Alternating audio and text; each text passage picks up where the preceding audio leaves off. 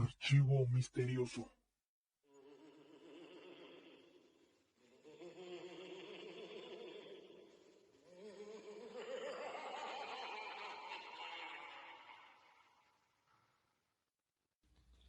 Vamos a iniciar con un nuevo capítulo de Archivo Misterioso y hoy vamos a hablar sobre el caso de D.B. Cooper.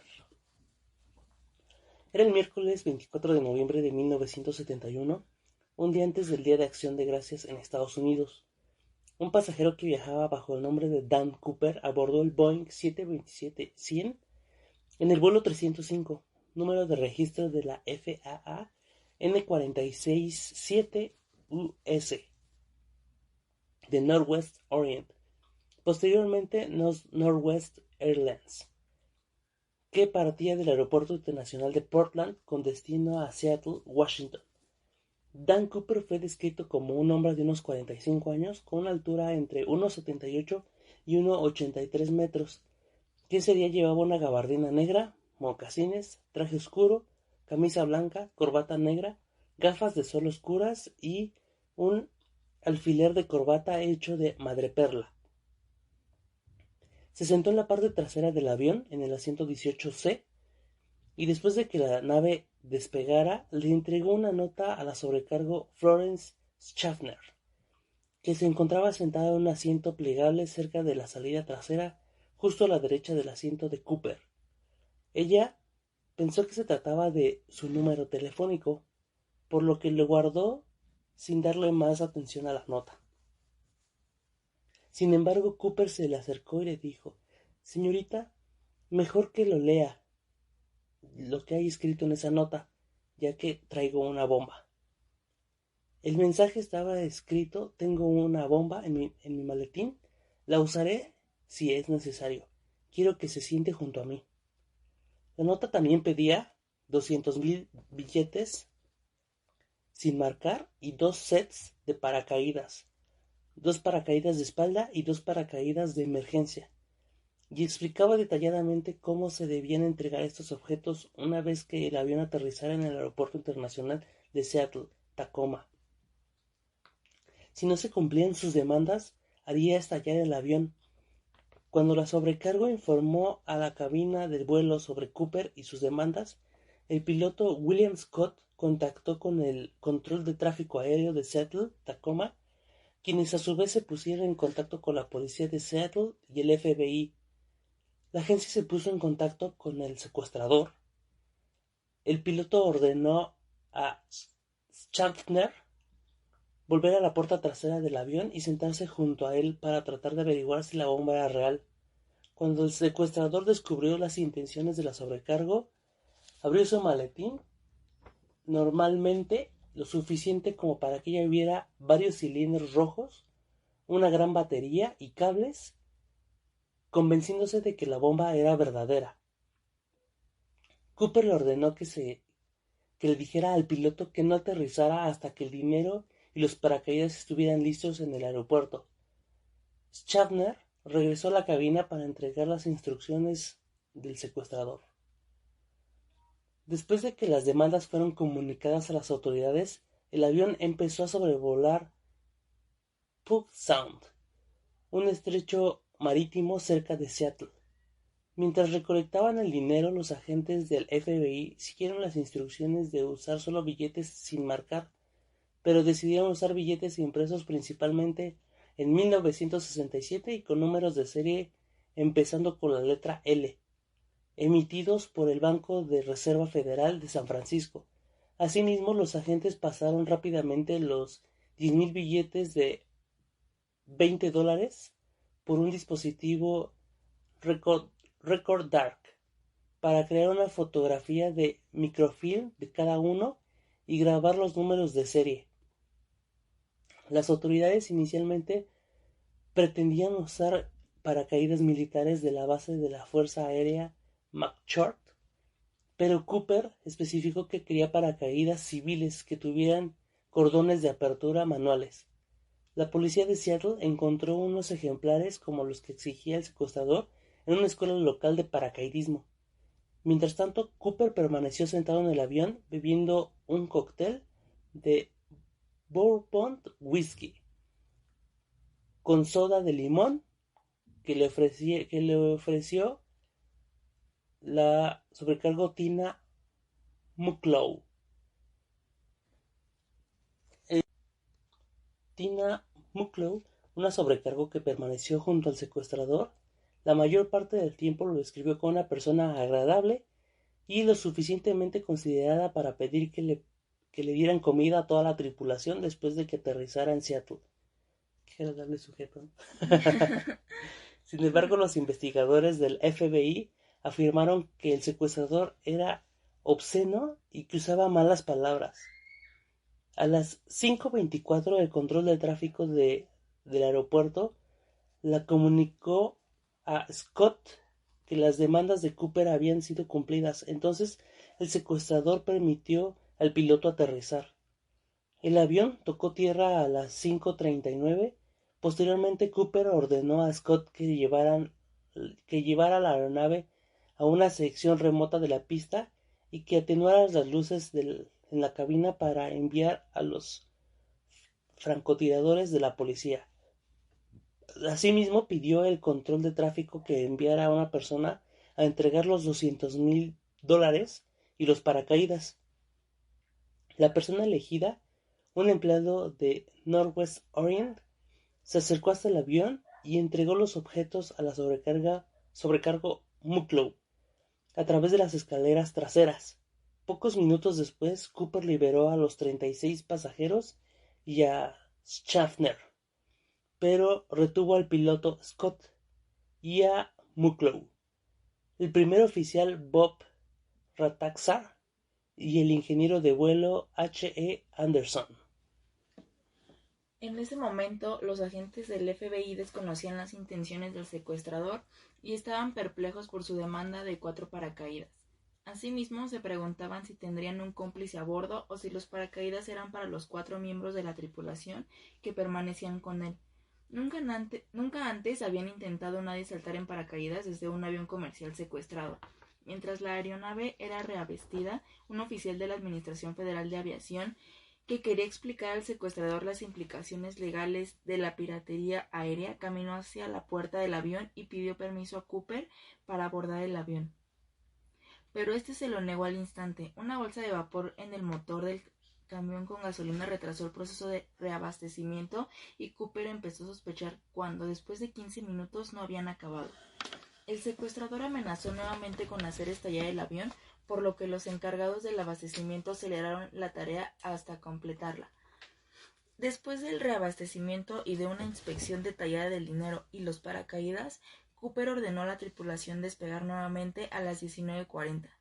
También decidió que volaran con rumbo a la Ciudad de México a una velocidad relativamente baja, de 170 nudos, 320 kilómetros por hora, a una altitud de 3.000 metros. La altitud normal de crucero es entre 7.600 y 11.000 metros, con los trenes de aterrizaje desplegados y con 15 grados de flaps. Sin embargo, el primer oficial le dijo que el avión solo podría volar 1.600 kilómetros en esas condiciones, por lo que Cooper y la tripulación discutieron otras rutas antes de decidir volar hasta Reno, Nevada, en donde se reabastecerían nuevamente. También decidieron volar en la ruta Víctor 23, una ruta aérea federal que transcurre al oeste de la cordillera de las Cascadas. Asimismo, Cooper ordenó a Scott que dejara la cabina desapresurada, ya que esto evitaría una salida violenta de aire y facilitaría la apertura de cualquier puerta para saltar en paracaídas. Inmediatamente después del despegue, Cooper pidió a Mucklow, quien habría estado sentada junto a él, que volviera a la cabina y que permaneciera allí. Antes de que pasaran tras las cortinas que separaban la primera clase de la clase económica, la sobrecargo vio al secuestrador atando algo a su cintura. Momentos más tarde, la sobrecargo estaba en la cabina junto con la tripulación. Observaron una luz intermitente indicando que Cooper intentaba abrir la puerta trasera de la aeronave.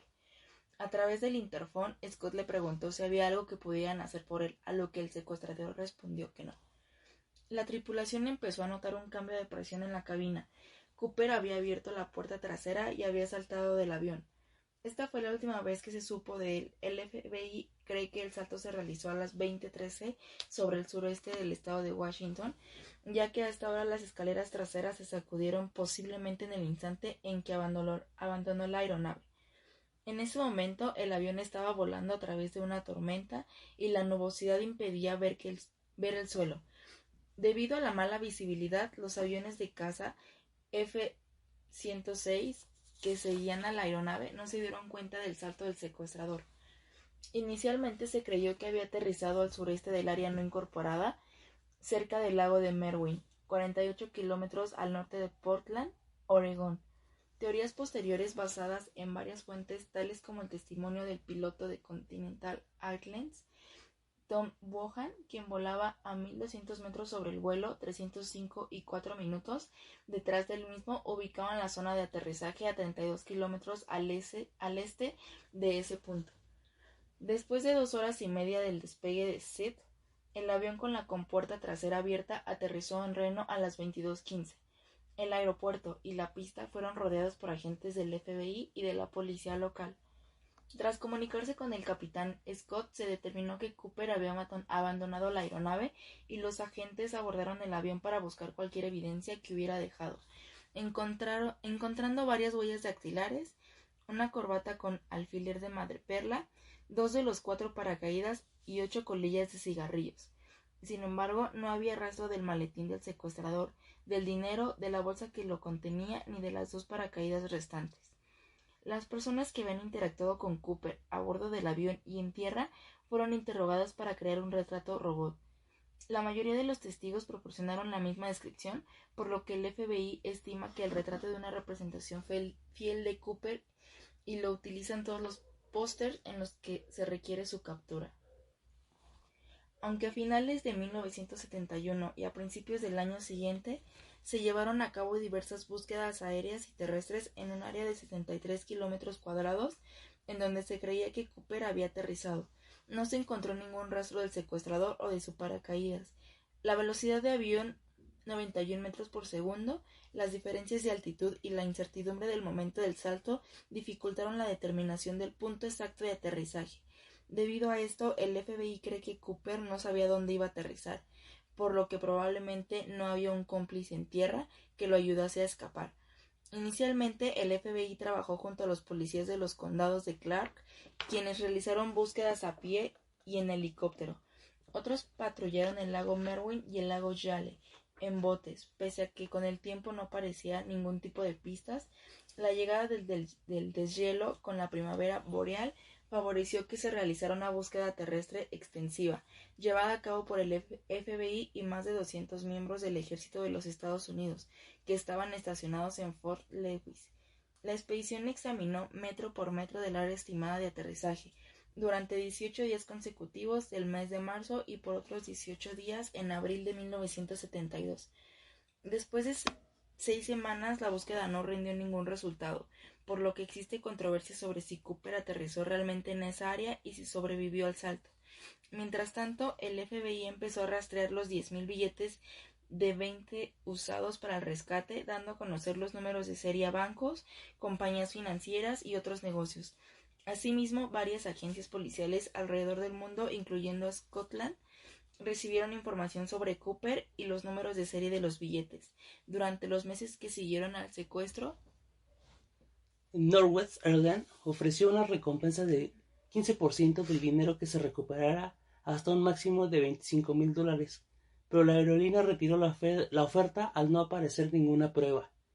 En noviembre de 1973, The Oregon Journal, un periódico de Portland, publicó por primera vez y con permiso del FBI los números de serie y ofreció $1,000 a la primera persona que encontrara uno de los billetes de 20. Posteriormente, el Seattle Post-Intelligencer ofreció una recompensa de $5,000 por uno de los billetes. A pesar del interés desatado por estas recompensas, los periódicos nunca recibieron ninguno de los billetes de rescate.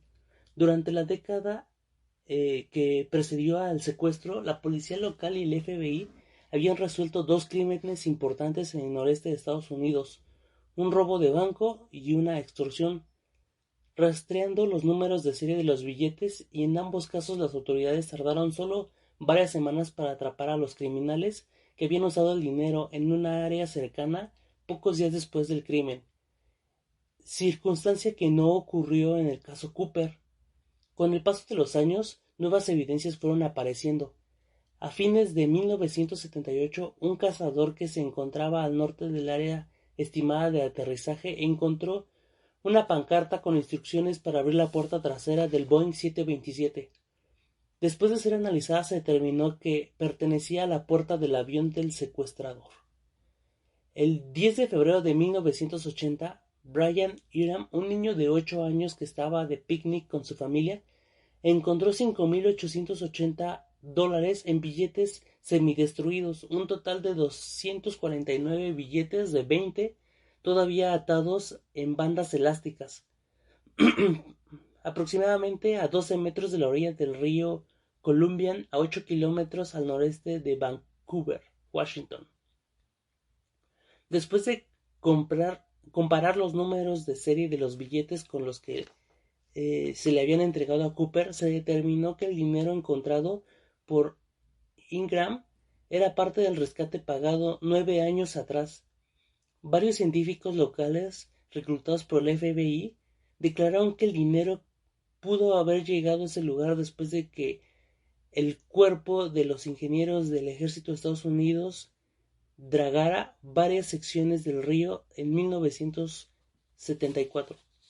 Otros expertos, incluyendo al geólogo Leonard Palmer de Portland State University, examinaron que el dinero tuvo que haber llegado después de que el dragado hubiera finalizado, ya que Ingram encontró los billetes sobre depósito de arcilla que habían sido sacados del río por la draga. Varios investigadores e hidrólogos creen que los billetes llegaron al río Columbia a través de uno de sus afluentes, posiblemente el río Washoe, el cual nace en el área donde se cree que aterrizó Cooper. El descubrimiento de los $5,880 respaldó la teoría del FBI de que Cooper no sobrevivió al salto, ya que era imposible que un criminal dejara atrás parte del botín por el que arriesgó su vida. Las autoridades conservaron los billetes y recuperados hasta 1986, cuando un tribunal repartió el dinero entre Ingram, el FBI, Northwest Airlines y su compañía de seguros. El 13 de junio del 2008, de acuerdo con los deseos de Ingram, la casa de subastas Heritage Actuarius vendió 15 de los billetes en Dallas, Texas, a varios compradores por un total de más de $37,000. Con la excepción del dinero recuperado por Ingram, el resto del rescate continúa desaparecido. Los números de serie de los 9,998 billetes entregados al secuestrador se encuentran en una base de datos que cuentan y pueden ser consultadas por el público en general a través de algún motor de búsqueda. El FBI ha investigado a más de 1,000 sospechosos y descartado a casi todos como el verdadero secuestrador. La agencia cree que Cooper estaba familiarizado con el área de Sid, ya que reconoció desde el aire la ciudad de Tacoma mientras el avión sobrevolaba el Puget Sound. También había comentado al asistente de vuelo Mucklow que la base de la Fuerza Aérea McChord estaba aproximadamente a 20 minutos del Aeropuerto Internacional de Sid. Aunque inicialmente el FBI creía que Cooper podría haber sido un miembro activo o retirado de la Fuerza Aérea debido a sus conocimientos de aerodinámica y paracaidismo, esta hipótesis se descartó, ya que ningún paracaidista experimentado habría intentado un salto tan arriesgado. Y ahora vamos a comentar algunas personas que salieron como posibles sospechosos del caso Cooper. Y en la lista encabeza John List. En 1971, el asesino en masa John List fue considerado sospechoso del secuestro, el cual ocurrió solo 15 días después de que matara a su familia, en Westfield, Nueva Jersey. Su edad, rasgos faciales y complexión física eran similares a los de Cooper. El agente del FBI, Ralph Hickman, declaró que List era un posible sospechoso en el caso. Cooper había solicitado $200,000 como rescate, el mismo monto que List había sustraído de la cuenta bancaria de su madre días antes de los asesinatos. Después de su captura, en 1989, List negó haber secuestrado el avión. Actualmente, el FBI no lo considerará como un sospechoso. List murió en prisión el 21 de marzo de 2008. Otro sospechoso fue Richard McCoy Jr. El 7 de abril de 1972, solo 4 meses después del secuestro de Cooper, Richard, usando el alias James Johnson, abordó el vuelo 855 de United Airlines durante una escala en Denver, Colorado, y después del despegue le entregó al asistente de vuelo un sobre con una etiqueta donde se leía instrucciones de secuestro, en la que demandaba 4 paracaídas y 500,000 euros. Asimismo, ordenó al piloto aterrizar en el Aeropuerto Internacional de San Francisco para reabastecer el avión. El avión secuestrado era un Boeing 727 con escaleras traseras que fueron usadas por McCoy para escapar. El secuestrador portaba una granada ligera y una pistola sin balas. El FBI encontró un mensaje escrito a mano por McCoy, así como sus huellas dactilares en una revista que había estado leyendo, las cuales fueron usadas posteriormente para identificarlo. La policía empezó la investigación después de recibir un aviso del patrullero Robert Pan, quien era amigo del secuestrador. Al parecer, después del secuestro perpetrado por Cooper, McCoy dijo que Cooper debía haber pedido 500,000 euros en lugar de 200,000. Cuando se dio el secuestro del vuelo 855, Van Leppen reportó el comentario al FBI. El sospechoso estaba casado, tenía 2 hijos, trabajaba como maestro en una escuela dominical y estudiaba ciencias policiales en la Universidad Brigham Young. También era veterano de la guerra de Vietnam, tenía experiencia como piloto de helicóptero y era un avezado paracaidista. El 9 de abril de 1972, McCoy fue arrestado por el secuestro del vuelo 885 después de que su escritura y huellas dactilares fueron comparadas con las que se encontraron en el avión. El FBI encontró dentro de su casa un overol de paracaidista y una bolsa de lona con 4.970 euros en efectivo. Aunque se declaró inocente, fue condenado a 45 años de prisión. Estando encarcelado, fabricó una pistola falsa usando relleno de dental que obtuvo gracias a su acceso a la oficina de la prisión y escapó junto a un grupo de convictos en agosto de 1974, robando un camión de basura y estrellándolo contra las puertas de la prisión. El FBI logró localizarlo 3 meses más tarde en Virginia. McCoy se enfrentó a los agentes del FBI que lo esperaban en su casa y resultó herido de muerte cuando el agente Nicholas le disparó con una escopeta. En 1991, Bernie Rhodes, el agente del FBI, Russell Talam, publicaron el libro de D.B. Cooper, en el cual afirmaban que Cooper y McCoy eran en realidad la misma persona, debido a las similitudes de sus modus operandi. Asimismo, la corbata que Cooper dejó en el avión era similar a la que usaban los estudiantes de la Universidad Brigham Young, y McCoy poseía un alfiler de corbata idéntico al que Cooper utilizó. Rhodes y Calam nunca participaron en la investigación del secuestro de Cooper, pero Calam era el jefe de la división del FBI en Utah, quien investigó y capturó a McCoy en 1972.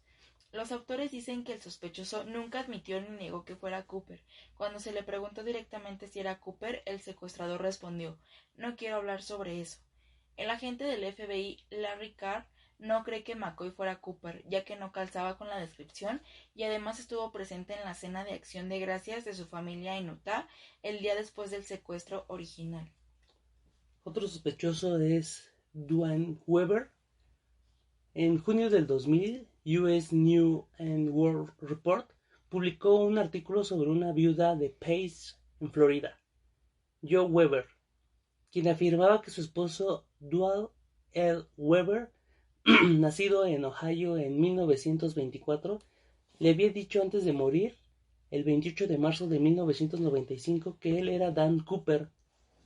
Joe empezó a sospechar y decidió investigar el pasado de su ex esposo, que había estado en el ejército durante la Segunda Guerra Mundial y que posteriormente estuvo recluido en la prisión cercana al aeropuerto de Portland. Weber declaró que su esposo en una ocasión habló durante una pesadilla sobre saltar de un avión y dejar sus huellas dactilares en las escaleras traseras. Igualmente, recordaba que poco antes de su muerte, Duan le había revelado que una vieja lesión de rodilla había sido causada por un salto desde ese avión. Weber también narró cómo durante unas vacaciones en 1979 ambos viajaron a Seattle, un viaje sentimental, de acuerdo con Duane, y visitaron el río Columbian. Recordó que Duane fue a caminar solo por los barrancos del río, cerca del área en donde Brian Ingram había encontrado los billetes de Cooper unos meses antes. También obtuvo un libro sobre Cooper en la biblioteca local y descubrió que la escritura del secuestrador era igual a la de su marido. Después de esto, escribió a Ralph Emmelsbach, el agente que tuvo a cargo el caso de Cooper, quien aceptó que parte de la evidencia circunstancial sobre Weber calzaba con el perfil del secuestrador. Sin embargo, el FBI dejó de investigar a Weber en junio de 1998 debido a la falta de pruebas incluyentes. La agencia compartió las huellas de Weber con las que el FBI declaró haber tenido y el ADN tomado de la corbata de Cooper, quien dejó en el avión, pero aparentemente no coincidía con la de Weber. Y pues estos son de algunos de los personajes más sobresalientes y que tuvieron ciertos detalles como en común, porque encontramos todavía muchos más, pero pues ya no mencionan como que datos relevantes, ya nada más como que buscaban la fama, aunque es una manera muy rara de buscar la fama, haciéndose pasar por un criminal, pero es un caso muy interesante. De hecho lo quisimos tomar eh, por el caso que sacan de Loki, que él se hace pasar por David Cooper. Entonces pues por eso lo quisimos investigar y hablar de este caso. Y pues eso es todo por hoy. Síganos en nuestras redes sociales como Facebook, Instagram, también en YouTube o en Spotify, que ya nos escucha bastante gente, como Archivo Misterioso. Hasta la próxima.